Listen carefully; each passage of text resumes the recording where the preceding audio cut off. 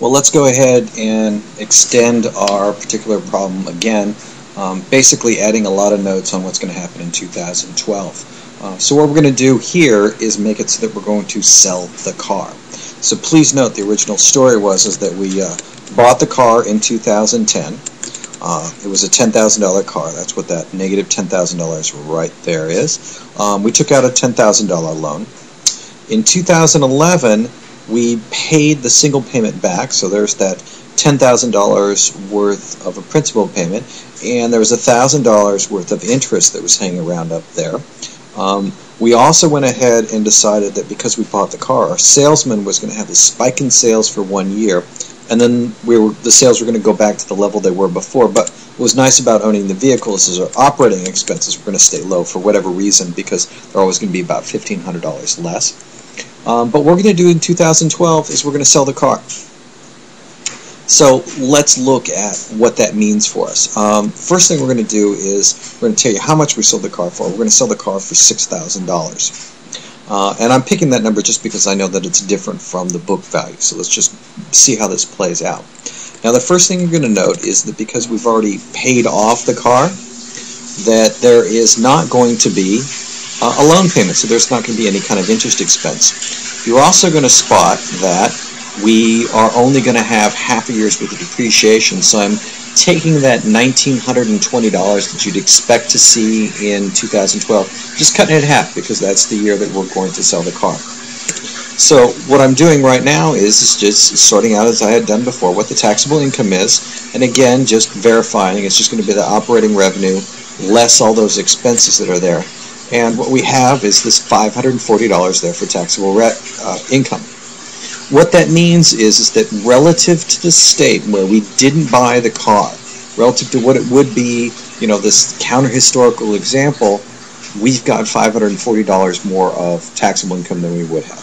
That means that our taxes are going to be $270 higher than they would have been if we hadn't purchased this car and all that other fun stuff.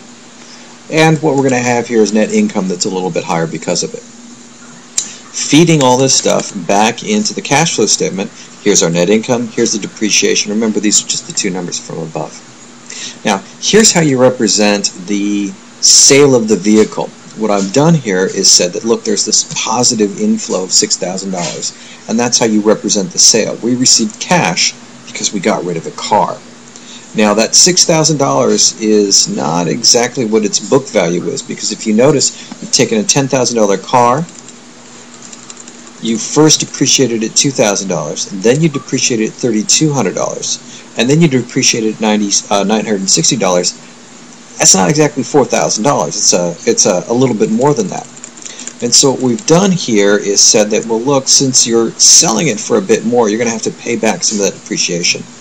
So if you sort out what this equation is doing right here, it's taking that $10,000, which you bought it for, and it's subtracting from it the sum of D5 through F5. Now, D5 through F5 are these guys right here. That's the sum of your depreciation. So what we're developing right there inside this first set of parentheses is just going to be the book value of the vehicle.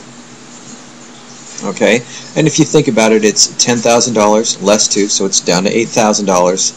It's $8,000 less $3,200, and so it's down to, what is that, $480, and then you're subtracting off another $960, and so it's something that's significantly lower than $6,000. Now what we're doing is we're finding out essentially how much we overstated the amount of depreciation. So I'm cutting off the taxes for right now.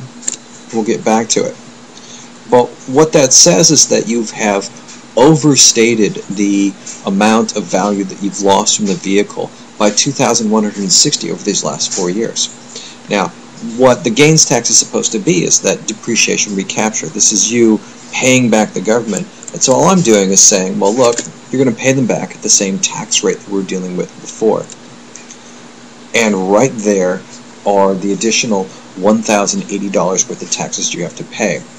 Now that $1,080 that you see right there is one of the exceptions to the rule that says that anything that's on the cash flow statement, positive number means a flow in, negative number means a flow out. Gains taxes are typically depicted so that a positive number means an increase in taxes. So when we take a look at net cash flow at the end, you got to do a little special treatment.